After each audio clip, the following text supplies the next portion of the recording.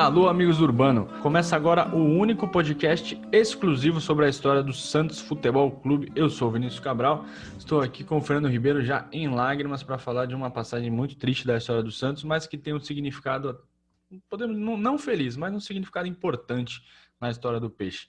Fernando, onde você estava no dia 13 de maio de 2001? Bom, Vini, tudo bem com você? Tudo bem a quem nos escuta? Eu estava na casa de uma tia com a família inteira reunida, minha família é toda santista, né? E dia 13 de maio era Dia das Mães de 2001, então estávamos todos reunidos para assistir o segundo jogo da semifinal do Campeonato Paulista de 2001, Vini. De lembranças trágicas para a torcida santista, né? Já que o Corinthians ganhou do Santos por 2-1, vamos contextualizar tudo o que aconteceu naquela tarde, um pouquinho antes, né, no campeonato, no confronto. Mas sim, foi um Dia das Mães tenso, né? Primeiro porque o jogo é provavelmente 4 da tarde, não lembro, deve ter sido 4, 5 horas da tarde. 4 da tarde, 4 da tarde. E você almoça já tenso, né? Já pensando no Sim, jogo. Assim como foi esse ano. O Dia das Mães esse ano sim. é Santos e São Bento. 20 anos depois, o Santos jogando ali por coisa importante. Desculpa, mãe. Ela vai ouvir provavelmente esse programa. Desculpa se eu estive frio no almoço ou se eu comi rápido e saí da mesa. Peço desculpas por 2001, mas é que tinha muita coisa em jogo e o Santos acabou se dando mal naquela tarde e a gente vai contar essa história a partir de agora, né? Porque não é só de vitória que se constrói a história de um grande clube, né, Fernando? Algumas Sim. derrotas deixam marcas para sempre, né? E a gente tem várias derrotas, assim como todos os clubes, né? Tem várias derrotas marcantes. E essa de 2001, na semifinal do Paulistão, é uma delas. E para ajudar a relembrar tudo o que aconteceu naquele fatídico dia, a gente teve a ajuda do Renato, que foi o personagem do nosso último programa, do Léo e do Robert, né, que jogaram aquela partida, e também do jornalista Alex Frutuoso, nosso parceiro, e para alguns torcedores também, como o Danilo Correia e o Thiago Cordeiro. Todo santista, todo mundo que assistiu aquele jogo, não importa a idade, a não ser que você era um bebê, mas todo santista que assistiu aquele jogo, Fernando, tem alguma recordação daquela partida, né? É muito marcante, né, o que aconteceu. Eu estava em casa, estava na casa onde eu morei, né, a vida toda praticamente. E, cara, eu lembro de, se não todos, mas de quase todos os detalhes. E ao longo do programa a gente vai falar o que aconteceu. Exatamente, Vini. E antes de chegar na partida em si, vamos relembrar como o Santos chegou até aquela semifinal. Depois dos altos gastos para a montagem de um grande time no ano 2000, um time que não rendeu nenhuma conquista, a fonte dos cofres do presidente Marcelo Teixeira, da Unisanta, Vini, secou. O elenco de 2001 não recebeu nenhuma contratação milionária e muitos dos jogadores famosos que chegaram um ano antes foram embora. Por exemplo, Valdo, Carlos Germano, Márcio Santos, o Valdir Bigode, Anderson Luiz foram alguns dos que deixaram o clube. Com isso, surgiu espaço para os jovens que já estavam no Santos, mas não conseguiam atuar regularmente. Era o caso do Fábio Costa, do Paulo Almeida, do Renato e do David. Alguns medalhões que foram contratados a peso de ouro anteriormente permaneceram no time e acabaram dando uma sustentação a esses jovens, né? Como o Galvão, o Rincon, o Robert, o Dodô e o Caio. No fim das contas, com pouquíssimo investimento naquele momento, o Santos conseguiu montar uma equipe competitiva. O time fez boa campanha no torneio Rio-São Paulo, que abriu a temporada de 2001, mas acabou caindo de maneira inesperada para o Botafogo na semifinal, com uma derrota dentro da Vila Belmiro por 1-0, gol de Thailson. No Campeonato Paulista, o técnico Geninho, que foi o homem escolhido para conduzir este processo de renovação, conseguiu manter a regularidade, em que pese alguns problemas no percurso, como uma goleada sofrida por 5-0 diante do principal rival Corinthians. O Paulistão de 2001, Vini, teve um sistema de pontuação diferente. As partidas que terminavam empatadas seguiam para uma disputa de pênaltis. Nos empates, com gols no tempo normal, as duas equipes ganhavam um ponto e o vencedor nos penais somava mais um. Nos empates sem gols, apenas quem ganhasse nos pênaltis levava 1 ponto. O Santos empatou apenas uma partida na sexta rodada, diante do União São João de Araras, mas acabou ganhando nos pênaltis, após 1-1 no placar. Uma outra novidade também, Vini, era que tinha 2 árbitros em cada partida, né? O objetivo era que os apitadores estivessem mais próximos das jogadas para evitar erros. Desses duas coisas aí, eu acho que a disputa de pênalti é legal porque dá uma agitada nas coisas, né? Acho bacana, vez ou outra vai. Geralmente acontece isso em campeonatos da base, mas eu lembro que eu gostei. E você vê, não é por coincidência, o Santos só empatou um jogo, né? Os times buscavam mais, enfim.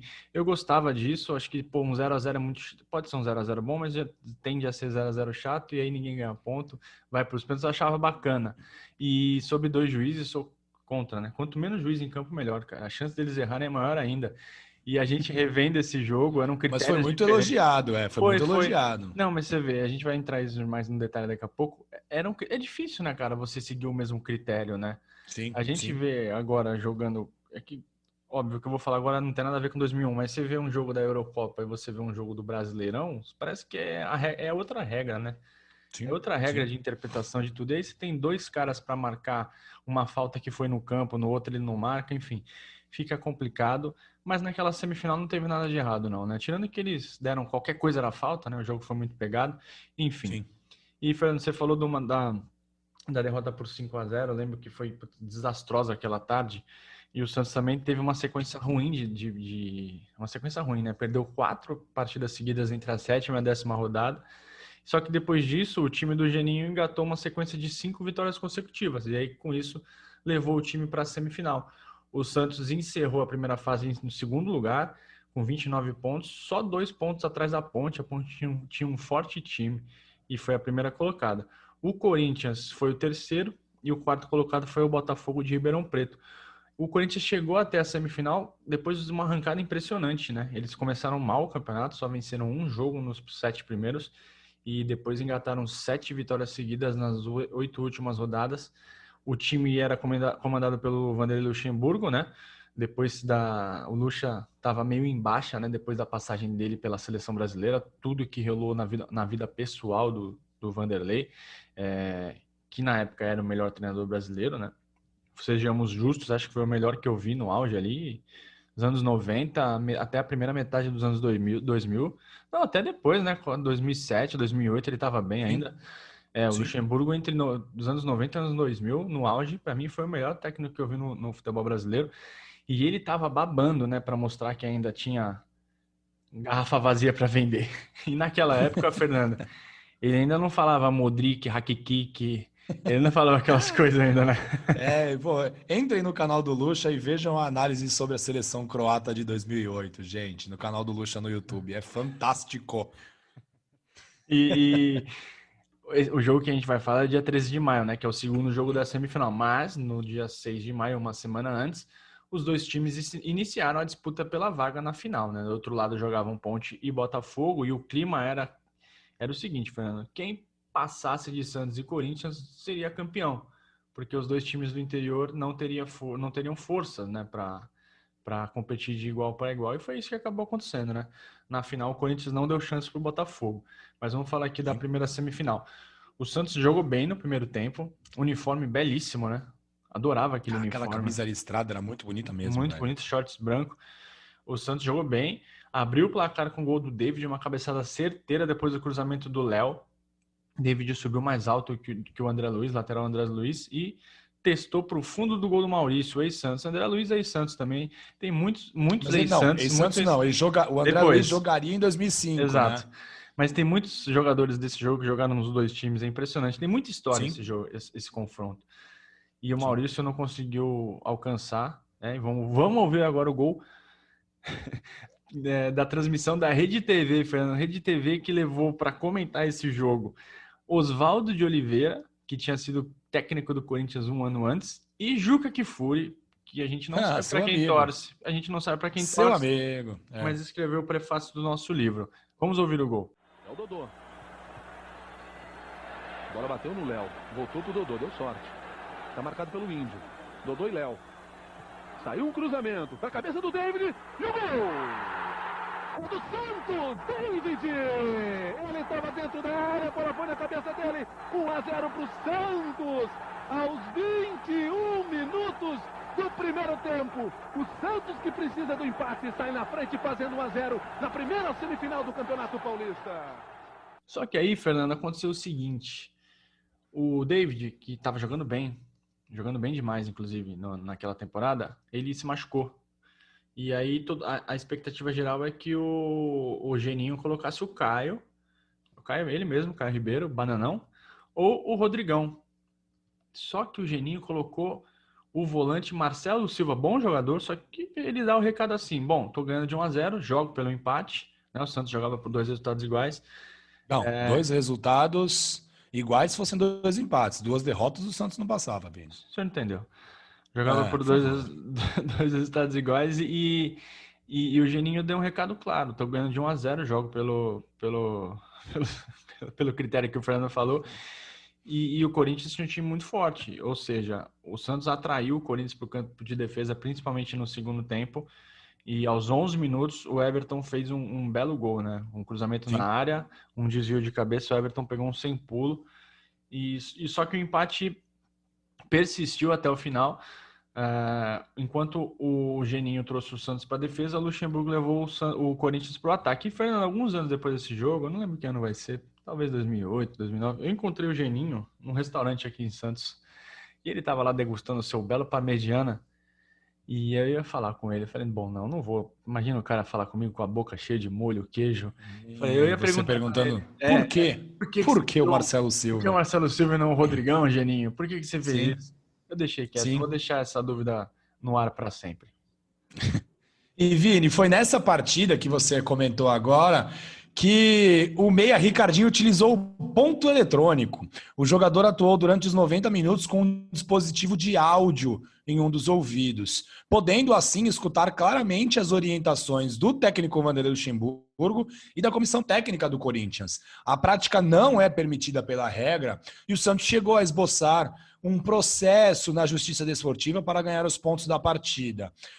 Não há como comprovar que a facilidade em receber orientações tenha melhorado o desempenho do Ricardinho e do próprio time do Corinthians. Mas, evidentemente, houve uma prática ilegal naquela partida. E essa situação jogou ainda mais lenha na fogueira da semifinal. Durante a semana, muito se falou sobre em nó tático, que era um commodity na imprensa esportiva na época, né? Todo mundo dava nó tático em todo mundo. E ambos os comandantes entraram nessa, né? E esconderam a escalação de suas equipes até minutos antes da partida. O atacante David não treinou com bola durante a semana e fez, Vini, algumas atividades escondido da imprensa. O David chegou a enfaixar a perna e andar pelo campo só para que os jornalistas filmassem e isso confundisse de alguma forma o técnico adversário. Fernando, por outro, pode falar. Isso aí a gente não estava nos anos 90, mas isso é o rescaldo dos anos 90, né? A prática dos anos 90. Tanto isso quanto o tal nó tático, né? O nó tático, para mim, é o cara que tá com preguiça de analisar o que aconteceu e falar, nó tático. Não, me explica aí, cara, o que você viu de nó aí, me fala. Outra porque não é um nó. Me explica. Não, e aí o que acontece é que toda vitória, Vini, toda vitória vira um nó tático de um técnico sobre o outro. A gente até percebe que em algumas partidas, um dos técnicos lança uma estratégia diferente e acaba surpreendendo o seu rival. Mas, enfim, era lugar comum nessa época, então todo mundo que perdia tinha recebido o nó tático do técnico adversário. E o Luxemburgo também gostava muito desse expediente e manteve o suspense na lateral esquerda do Corinthians e também no ataque, até o último instante. E quando eu digo último instante, Vini, é o último instante mesmo. Para que se tenha a ideia do jogo mental realizado pelos técnicos minutos antes, mas assim, muitos poucos minutos antes do jogo começar, a TV Globo não tinha recebido as escalações. Né? Eles não tinham montado aquele campinho que eles montam para mostrar para o telespectador quem vai jogar. Eles não tinham as escalações. E, Vini, quando o representante da Federação Paulista foi até o vestiário do Corinthians para que os atletas do Corinthians assinassem a súmula, Um membro da comissão técnica do Corinthians pegou a prancheta, que já estava assinada pelos atletas santistas, porque o Santos era o mandante daquela partida, e fechou a porta do vestiário para que eles pudessem analisar o time do Santos, enquanto o Santos não sabia quem eram os 11 jogadores do Corinthians. Demais isso. Um dispositivo até engraçado a gente vendo hoje, mas na época as pessoas diziam que isso determinava vencedores ou perdedores. Pois é. Depois de tanto suspense, Vini, até que muito certo ponto desnecessário, as equipes entraram no gramado da seguinte forma: o Santos entrou com 1 Fábio Costa, 4 Russo, 5 Galvão, 6 Claudio Miro e 3 Léo, 26 Paulo Almeida, 35, que era o 3 mais 5, Rincon, 7 Renato e 11 Robert, 20 David e 10 Dodô. O Corinthians alinhou com 1 Maurício, 8 Rogério, que depois virou o Pedalada, 4 João Carlos, 3 Fábio Luciano e 16 Kleber, 26 Otacílio, 6 André Luiz, 11 Ricardinho, 7 Marcelinho, 10 Paulo Nunes, ele mesmo, e 19 Everton. Os árbitros foram Alfredo dos Santos Loebelin e o Salvo Espínola Fagundes Filho, que hoje em dia comenta arbitragem no Sport TV. E, Fernando, você vê, né, que a gente falou, dessa escalação, os dois fortes times, né?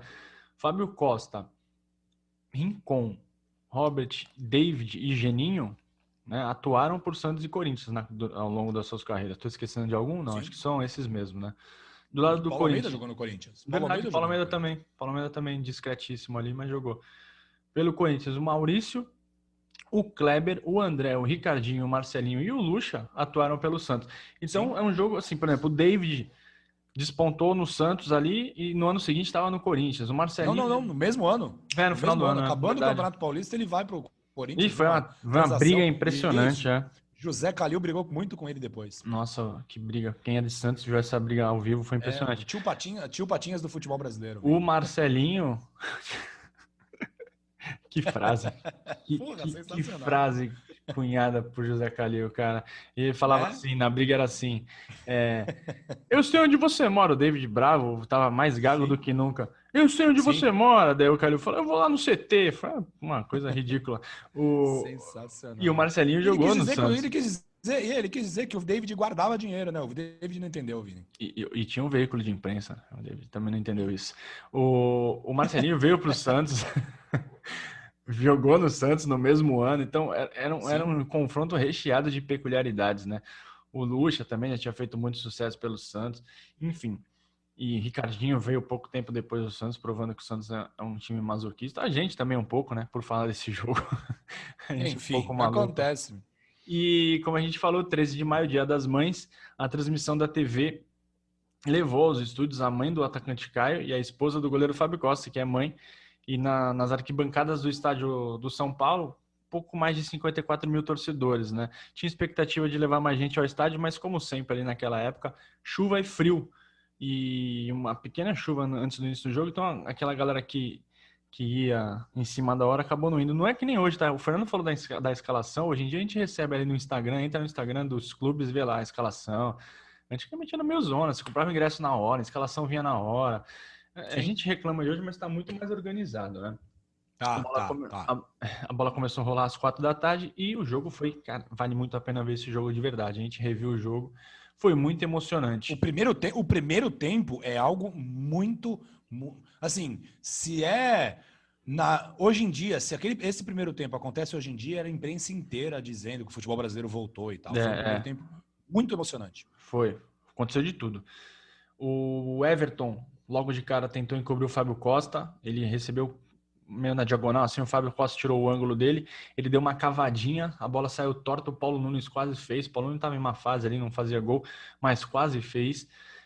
7 minutos depois, o Santos deu o troco, o Robert perdeu uma chance, aliás, o Robert, como jogou bola nesses dois jogos, impressionante o que o Robert jogou. Daqui a pouco ele vai falar aqui com a gente. O jogo foi muito nervoso, Fernando. Os caras se xingando o tempo todo. O Paulo Almeida bateu demais esse dia. Cotovelada no nuca do Paulo Nunes. Do nada, assim, tipo, começo do jogo, assim, pum, cotovelada. O Paulo Nunes, eu vou te pegar, seu moleque. E assim... E até que aos 17 minutos, a defesa do Corinthians saiu jogando errado. E, bom, melhor do que a gente contar, Fernando, é ouvir de quem participou daquele lance. No caso, o Robert vai contar pra gente o que aconteceu. Então, eu lembro muito bem daquele lance. Eu interceptei um passe no meio campo. Não sei se foi do zagueiro João Carlos ou do Otacílio.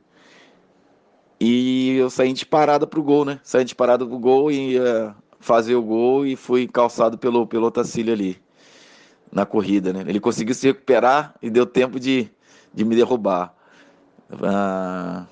Tava na minha mente já fazer o gol, tirar do goleiro. Mas na hora que ia finalizar, já dentro da área, eu fui calçado ali e foi pênalti, né? Bom, vocês ouviram aí o Robert falando tudo o que aconteceu, e aí na cobrança ficou aquela tensão no ar, né? Muita gente perguntou por que o Rincon não bateu o pênalti. Só que o último pênalti antes daquele contra o Corinthians, contra o Mogi, na última rodada da fase de classificação, quem bateu foi o Dodô, e ele fez. Dodô, um dos principais ídolos do Fernando. Parece que o Fernando tem uma tatuagem, né? 10 Dodô nas suas costas. Isso. E é uma imagem ele vibrando muito, Vini. O Dodô é impressionante, cara. E pior que ele vai ficar para a história como craque, né? Ele, para mim, foi um grande jogador. Ele é um grande jogador. Ele foi um grande jogador. Ele tinha muitas qualidades, né? Mas ele não era craque. Ele era muito disperso. E ele também não só Nesse fazia... jogo, então... Ele também não só fazia gol bonito. Ele fazia muito gol, mas não fazia só gol bonito. Era um bom jogador, mas faltava... Ele era como se fosse um pato. Um pato um pouquinho antes do pato. Isso. É isso. É um talento impressionante. É um pré-pato. É um patinho. E é um talento impressionante que acho que acabou sendo... Poderia ter sido mais. Poderia ter ido mais longe, poderia. Isso. Enfim. E aí ele bateu, deu uma corridinha... Ai, meu Deus do céu. Deu uma corridinha e bateu na trave. Bateu a meia altura na trave. E no rebote, o Robert quase fez o gol, né? Ele dá uma limpada, bate, aí o Maurício encaixa, né? Enfim, aí teve a polêmica de que após a partida o Geninho falou que era o Rincon, teria que ter batido aquele pênalti. Abre aspas pro Geninho. Pedi a ele que me disse que o Dodô ia bater e não assumiu a responsabilidade. Só se eu entrasse em campo para mudar. O Rincon afirmou que o Dodô estava batendo os pênaltis pensando na artilharia e que estava fazendo muito bem. E Vini, ainda não refeitos do gol perdido nos penais, os santistas viveram um dos muitos dramas naquela partida. 2 minutos depois do chute do Dodô na trave, o Galvão derrubou o Everton na área. Sim, pasmem, não foi o Claudio Miro que fez o pênalti naquela partida, porque o Claudio Miro adorava fazer... Eu nunca vi um jogador gostar tanto de fazer pênaltis que nem o Claudio Miro. Ele simplesmente ignorava que tinha marcação na grande área. Nem o Alisson? Então, mas em qualquer... Não é que o Alisson é mais toque de mão, com a né? mão na bola, né? O Claudio Miro não, cara. Ele chegava chutando Enfim, é sensacional. Ele não tinha o mínimo pudor, velho. O cara, meio campo ou pequena área, ele chutava e não tava nem aí. Mas nesse jogo, quem fez o pênalti foi o argentino Galvão. O Marcelinho, que era um batedor fabuloso, fez exatamente igual ao nosso atacante Dodô. Acertou o poste direito de Fábio Costa. E, Vini, mais legal, porque depois que o Marcelinho perde o pênalti, o Galvão mete aquela frase, vai se criando um clima terrível que é sensacional. E assim, né, Vini? Eu lembro que quando sai esse pênalti do Corinthians, né, qual é a chance de uma partida, em poucos minutos, ter 2 pênaltis e os 2 perderem os pênaltis? É muito difícil isso acontecer. Muito. Então, para mim, era certeza que ali era gol do Corinthians e o desespero maior foi esse. Mas quando o Marcelinho perde, é uma comemoração como se fosse um gol, né? Fábio Costa sai xingando ele, né? Isso, e apontando o dedo, é muito sensacional. E os pênaltis desperdiçados deixaram as equipes ainda mais nervosas, né? A temperatura subiu muito. E foi neste clima que o Santos abriu o marcador. O Maurício, o goleiro, saiu errado, né, na reposição de bola. O Robert acionou o Russo pela direita. E o Russo, mesmo marcado pelo lateral Kleber, conseguiu cruzar para o meio da área.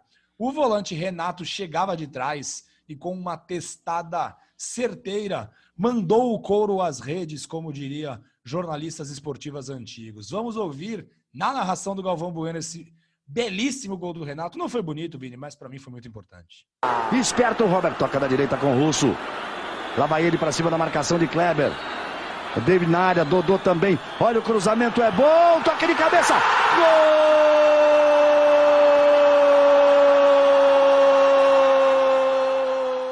Ah, foi bonito sim. Ele vem com tudo ali por trás. Renatinho é incrível, Na marca do pênalti ali. Nossa, esse gol foi sensacional. Nosso amigo, Renato. Sim. Peixe, 1-0. Euforia, né, nas arquibancadas e em todo lugar do mundo onde um santista acompanhava a partida. Vini, qual foi a sua reação quando sai esse gol? Conta pra gente. Doideira, né, cara? Doideira, loucura. Porque é o que você falou, 2 pênaltis perdidos, você faz um gol. Porra! Não vai tomar gol agora no primeiro tempo. Vai 1-0. Jogando pelo empate. Jogando pelo empate.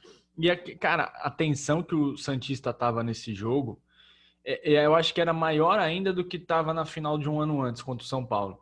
Porque aí você tá anos na fila, desde 84, 16 anos na fila em 2000, perde. Aí você vai para 2001, sabendo que na outra final tem 2 times do interior, né? Com todo respeito, mas a gente sabe, por mais que os times, se o Santos passasse para a final, ia jogar sem 500 jogadores, todos suspensos, né? Mas... expulsos, sim.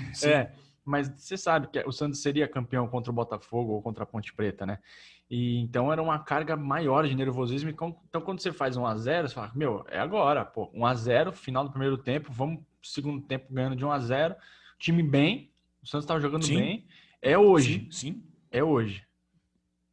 Mas esse é hoje seu, Vini, durou apenas 2 minutos. Porque, né, 2 minutos depois do nosso pênalti, eles tiveram um penal a favor deles. E 2 minutos após o nosso gol deles. O Marcelinho recebeu de André Luiz na entrada da área, virou rápido e bateu no canto do Fábio Costa. A bola bateu na trave, correu pela linha do gol, bateu na outra trave e entrou. Ou seja, com doses absurdas e requintes imensos de crueldade. O movimentado do primeiro tempo terminou com empate, um resultado que garantiria o Santos na final daquele Paulistão. E o Robert volta aqui para nos ajudar e comentar sobre a loucura daquele primeiro tempo do jogo, Vini. O Dodô perdeu o pênalti que eu sofri, depois o Marcelinho perdeu o pênalti pelo Corinthians, né? Jogo doido.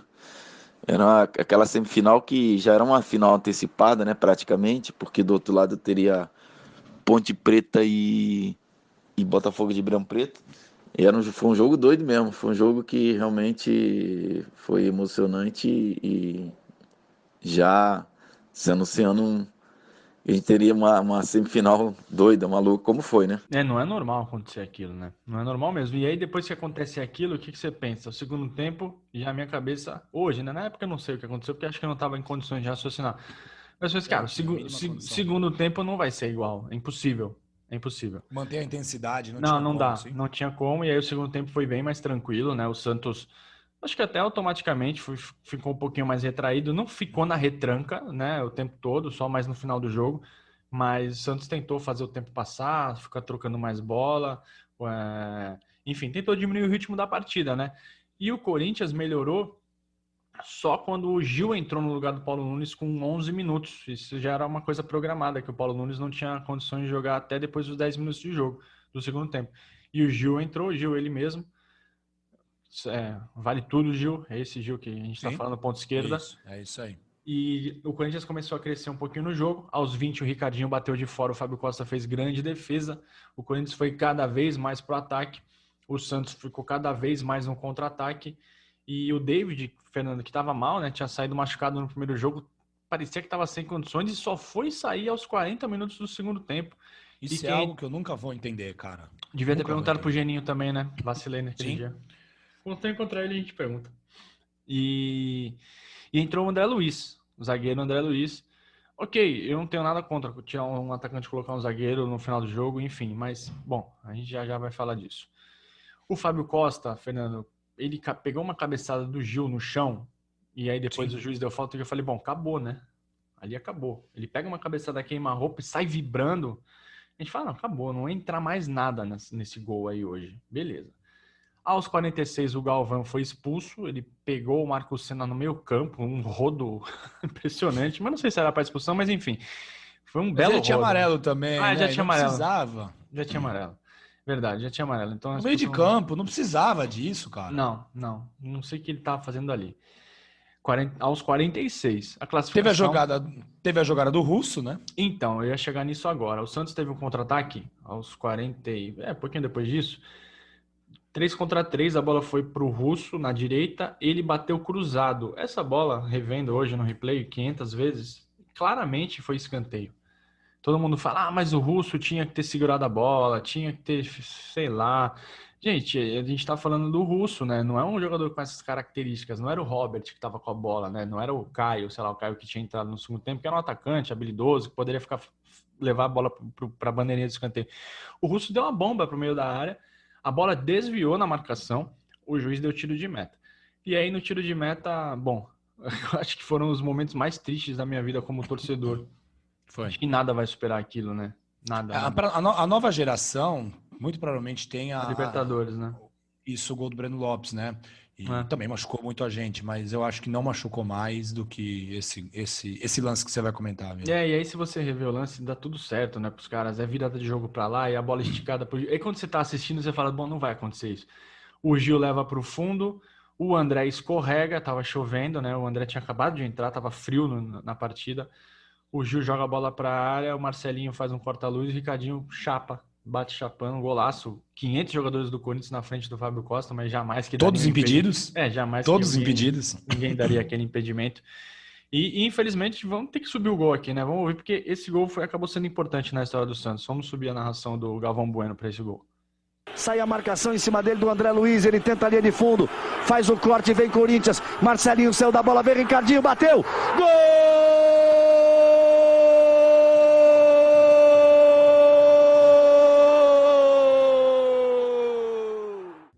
E depois de 20 anos a gente pode falar com frieza, né? Foi um golaço, né? Impressionante, Ricardinho.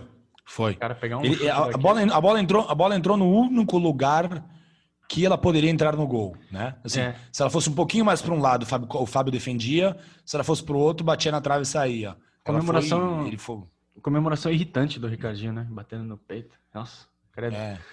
E o Robert vai contar aqui pra gente o que ele lembra daquele lance, né? De quem tava lá. Aquele gol do Ricardinho, né? Foi uma facada no coração, foi uma ducha de água fria, foi realmente complicado, né? O futebol nos proporciona isso, né?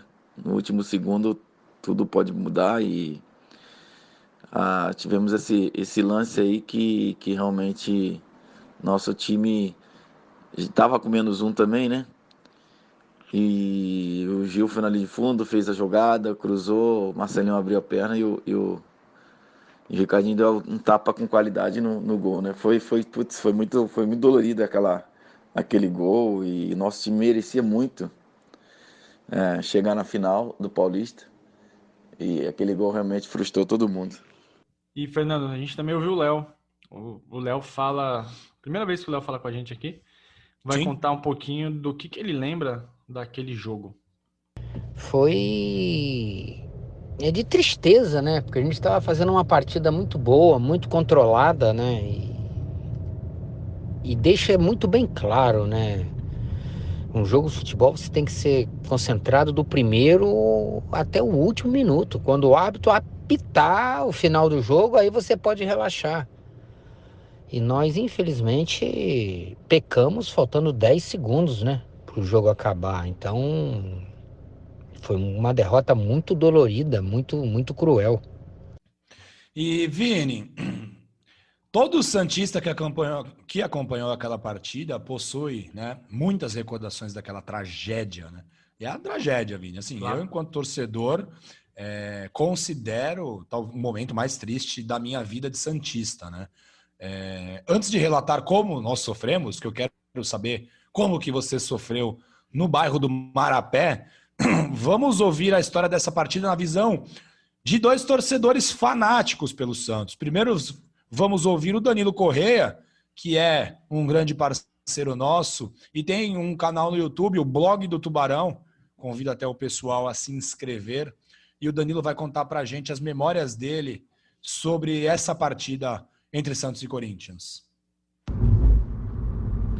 Salve, salve, amigos do Urbano. Aqui quem fala é Danilo Correia, do blog do Tubarão, um autêntico menino da fila.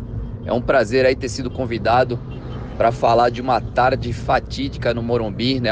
Eu tava lá no Morumbi nessa tarde chuvosa, muito frio, e as coisas que eu mais me recordo daquele dia é que o presidente Marcelo Teixeira, presidente do Santos na época, cedeu quase todo o estádio para a torcida rival, e a gente ficou praticamente confinado ali somente no setor atrás do gol e um pedacinho do setor de meio de campo.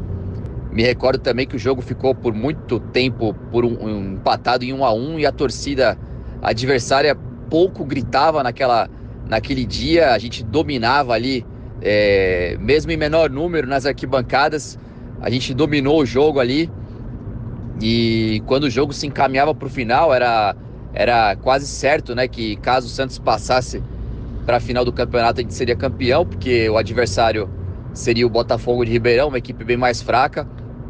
E o juiz já olhava no cronômetro. Eu lembro disso, quando o Galvão, zagueiro, deu um carrinho no meio de campo, totalmente esdrúxulo, acabou sendo expulso.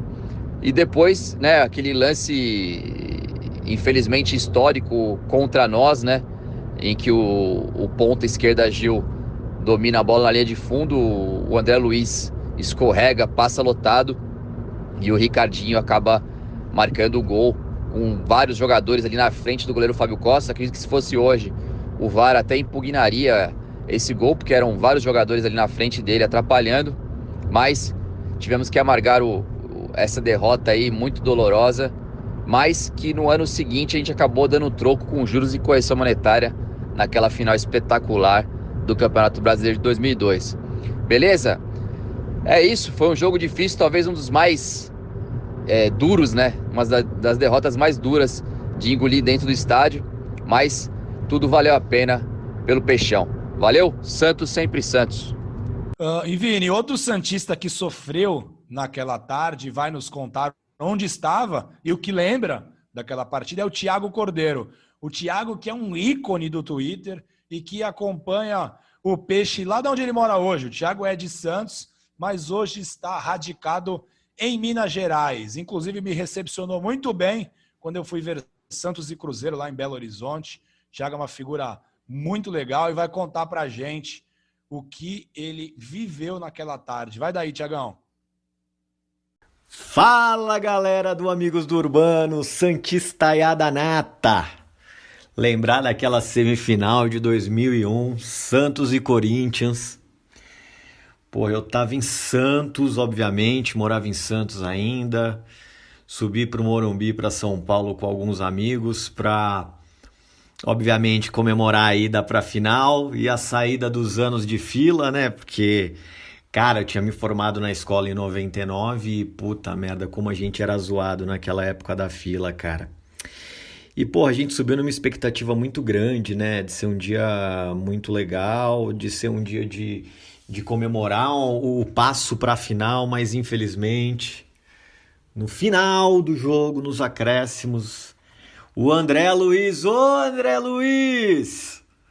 deu aquela mancada, porque devia ter quebrado o cara no meio, e infelizmente a gente não conseguiu essa final. Eu acredito na vida que Deus escreve certo por linhas tortas, então não era para ser. A gente, um pouquinho mais para frente, a gente saiu dessa fila e a gente pôde comemorar muito. Talvez se a gente tivesse sido campeão desse Paulista, talvez as coisas tivessem sido diferentes um pouco mais para frente. E graças a Deus as coisas se tornaram excelentes e a gente pôde vibrar demais e agradecer demais. É isso aí, rapaziada do Amigos do Urbano. Um abraço pra vocês e vambora! Vini, não adianta. Quem viveu esse momento nunca vai esquecer, né? E conta pra gente, Vini. Quando aquela bola estufa a rede, o que aconteceu na sua vida? Tava em casa, tava lá com meus pais, minha avó, tava o Plínio, meu camarada, meu amigão, a gente tava vendo o jogo junto. Grande Plínio. E aí, cara, quando o Ricardinho faz o gol, ainda tem jogo, né? O Santos ainda tem o Santos dá um chute, agora acho que é o Russo. Segundos. Não, o Russo ainda dá uma bomba pro gol que passa, foi na bandeira Ou é de o escanteio. Caio? É, um dos dois dá um chute forte, assim, mas a bola vai totalmente sem direção. Eu caí, assim, no chão, eu caí e nem olhei mais pra televisão, e aí fui só levantar um tempão depois, assim.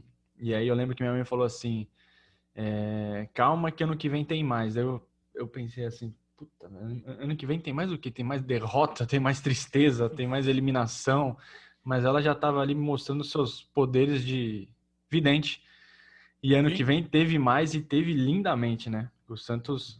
Daqui a pouco a gente fala disso, mas é muito impensável acontecer o que aconteceu um ano e meio depois ali, né? Porque a gente estava no fundo do poço depois daquele gol do Ricardinho. Eu, como torcedor, tava, moleque, 16 anos, pensava assim, puta, amanhã tem que ir pro colégio. Sabe aquelas coisas? Amanhã precisa levantar da cama, enfim.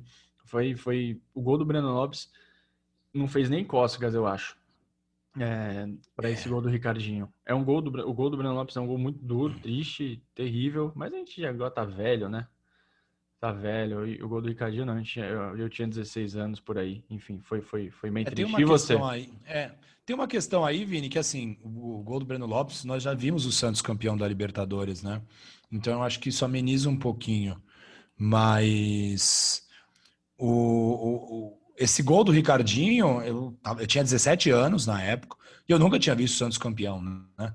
Então, esse gol, ele tira a possibilidade, assim, eu lembro que eu estava, né, como eu disse, com a minha família, e estávamos eu, meu irmão, meu primo, meu tio, já combinando, porque o jogo já tinha acabado, né? Então já sabíamos que era o Botafogo de Ribeirão Preto que estava na final. O Botafogo também foi buscar um resultado, que a Ponte fez 3-1 no Botafogo, né? O Botafogo abriu o placar, a Ponte virou para 3-1 e o Botafogo foi buscar o empate para ir à final.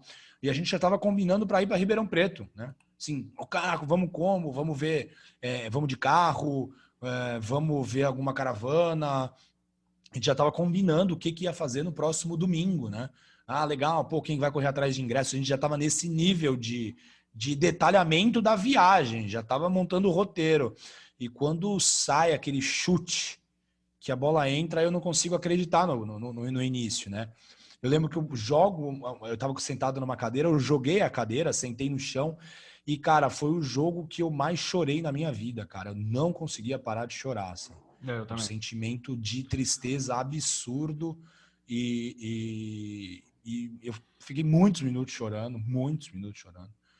E não consegui me reerguer, sei lá, o futebol ficou um pouco diferente. O Santos voltou no Campeonato Brasileiro, mas eu demorei a voltar a acompanhar com o mesmo entusiasmo, né? Vi o jogo, enfim, quero saber as notícias, mas foi bem duro mesmo. Dá um baque. Foi bem duro mesmo. E, Vini, o meia Renato, né, que já estava começando a ter um pouco de destaque, ele tinha sido pré-convocado naquela semana para a disputa da Copa das Confederações. O Léo e o Robert foram convocados, né? O Renato só entrou na pré-lista. O Renato conta pra gente um pouquinho das lembranças dele daquela partida. Olha, eu fiquei muito feliz, né, de ter feito o gol na semifinal, mas triste também pela eliminação, né? A gente lembra que faltando muito pouco, a gente acabou tomando o segundo gol, né, e sendo eliminado. Houve, é claro, as contestações aí sobre os mais velhos, né, mas os mais novos, como eu já estava em 2000, né, joguei o primeiro semestre ali de 2001, não tinha medo de ser negociado, mas a gente sabia da oportunidade que era daquela semifinal de poder estar chegando à final e, é claro, tirar o Santos de um jejum de títulos, né, que desde 84 não levantava um título, então a gente tinha uma oportunidade muito grande e a gente acabou deixando escapar nos pequenos detalhes. E foi no vestiário, como não poderia deixar de ser, o clima era dos mais tristes, né? Depois de tantos anos sem conquistar um título, o Santos tinha conquistado o Rio São Paulo e a Conmebol, mas estava na fila do Paulistão e de outras competições. Mas era claro, para a torcida santista, era claro que a Conmebol e o Rio São Paulo não quebraram o jejum de títulos. Eram grandes títulos. Não tira a importância das conquistas. Não tira a importância das conquistas, mas claramente não tinha quebrado o jejum. Não, e você estava elogiando no Paulista ainda, se a gente for focar só Sim. nisso, desde 84. E deixar essa chance escapar, né, nos últimos segundos é muito frustrante, né? Se pra gente é frustrante, imagina pra quem tá lá. Por mais que os caras sejam profissionais, por mais que os caras meses depois estavam no Corinthians, do Corinthians estava no Santos, o jogador sente também. E o Robert fala o que rolou naquele vestiário, né? Não, o vestiário foi velório total, né? Muito choro. Lembro o Dr. Carlos Braga, né? O médico chorando, soluçando de chorar, né? Soluçando de chorar. Que ele trabalhava muitos anos no Santos e sofreu muito ali. Jogadores tristes, alguns moleques da base também chorando. É tipo assim, né? A gente tirou o doce da criança ali no último minuto, né? A gente tava indo para uma final, né? De Paulista depois de tanto tempo. Quer dizer, depois de tanto tempo não, né? Uma chance de efetivamente numa final da gente ser campeão paulista, né? Porque o nosso time estava muito forte e a gente ia encarar o Botafogo de Ribeirão Preto. Então, a gente, com todo respeito, a gente estaria assim com grande chance de ser campeão paulista. O Léo também falou sobre isso e lembrou como que a equipe sentiu o baque daquela eliminação. O clima no vestiário com uma derrota é sempre horrível, né? É sempre muito frustrante, né? E pra gente não foi diferente, né? Foi de muita tristeza de estar tão próximo de um objetivo e você não atingi-lo. E o gol do Ricardinho ficou famoso entre os corintianos, só que também ficou famoso pra gente, né, Fernando? Porque aquela partida talvez tenha sido... Eu acho que foi, né? Não acho que nem talvez. Acho que mais do que... Putz, cara, 95 é difícil falar porque é um outro contexto, né? Um contexto que envolve um erro muito clamoroso de arbitragem. Sim, a injustiça, né? Injustiça. E aí você tem, em 2001, o acúmulo. Eu acho que é isso que faz que 2001 seja mais pesado que 95. Você já tem 95, aí 6 anos depois... Aí você tem... Podemos lembrar de outras eliminações. Você tem uma semifinal de 98, a do Paulista de 99, é bizarra. Aí a derrota na final de 2000. Então você vai acumulando decepção. E eu acho que é um dos jogos mais tristes da história do Santos, né? Só que essa fila, Fernando, ela foi finalizada de maneira, assim, acho que nem o Spielberg poderia contar, né? Não. Acho que nem o roteirista do mundo Nem Humberto Eco, ninguém faria um roteiro tão perfeito como aquele contra o mesmo rival, no mesmo estádio e com vários jogadores do Santos presentes, né? Um ano depois, como Fábio Costa, Paulo Almeida, André Luiz, Léo, Robert, Renato, David pelo Corinthians, e o Santos saiu da fila bom, todo mundo sabe o que aconteceu em 2002. E a gente traz aqui um outro grande parceiro, monstro, o jornalista Alex Frutuoso. Ele tenta esquecer aquela partida, só que a gente tenta também, só que infelizmente não é possível, né? Ele comentou pra gente sobre as memórias dele daquele dia.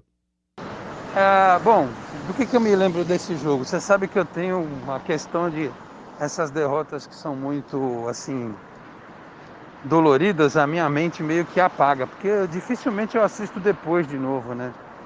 Tipo, Santos e Palmeiras agora na Libertadores, Santos e Boca 2003, jogo com o Barcelona, eu nunca vi de novo. Santos e Botafogo 95.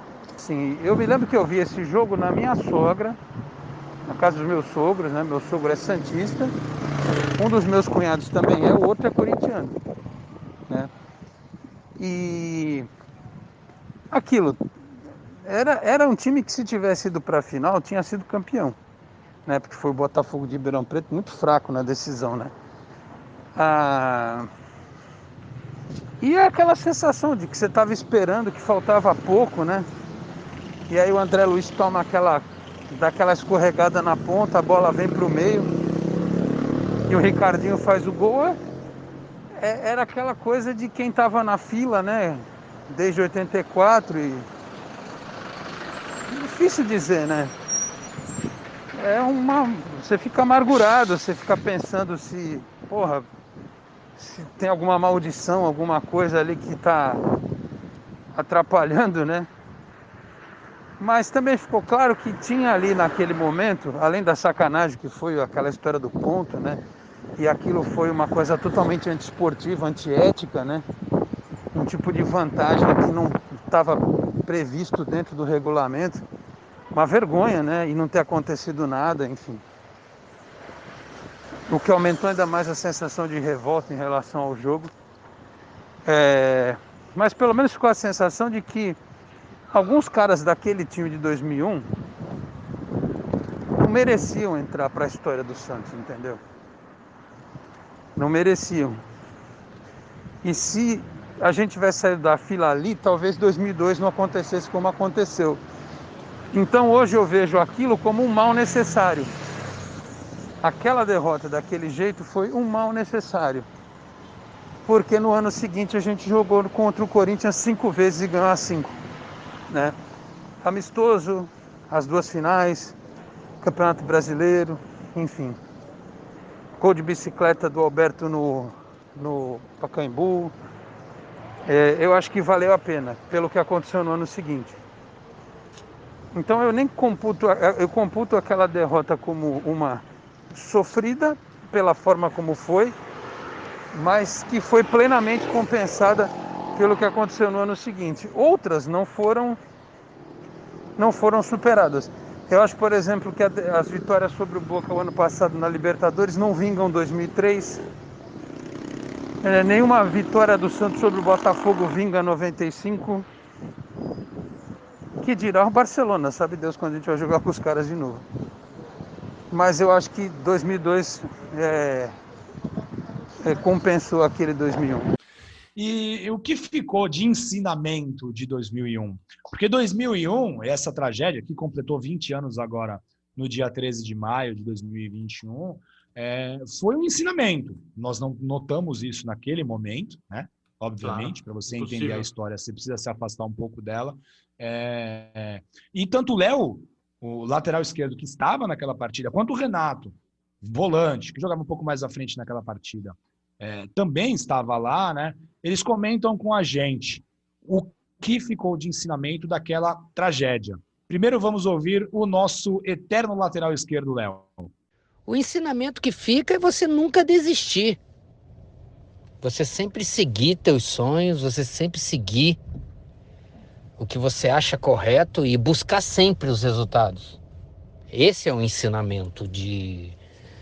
A gente veio de um resultado frustrante e transformou esse resultado frustrante em motivação. Então esse é o grande legado, é o grande ensinamento que fica. E na sequência a gente chama o ídolo Renato para contar sobre a importância, né, daquele momento, daquela tristeza para o surgimento de vitórias em seguida. Vai daí, Renato. Olha, a gente aprende nas derrotas, né? Com certeza você leva essa experiência.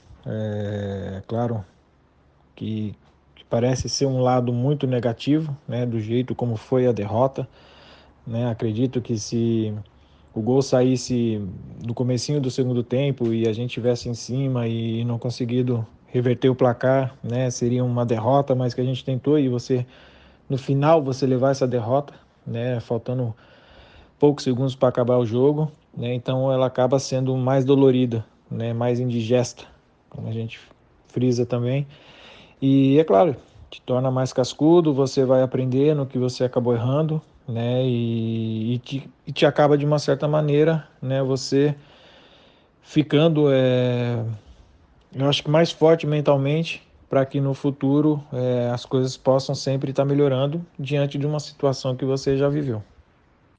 E assim, essa derrota de 2001 iniciou um processo de renovação que talvez tenha sido acelerado, né? Com forçado, né? O desfecho disso tudo. O Robert comenta com a gente e conta também sobre a influência desta partida de 2001 para a conquista do Campeonato Brasileiro de 2002.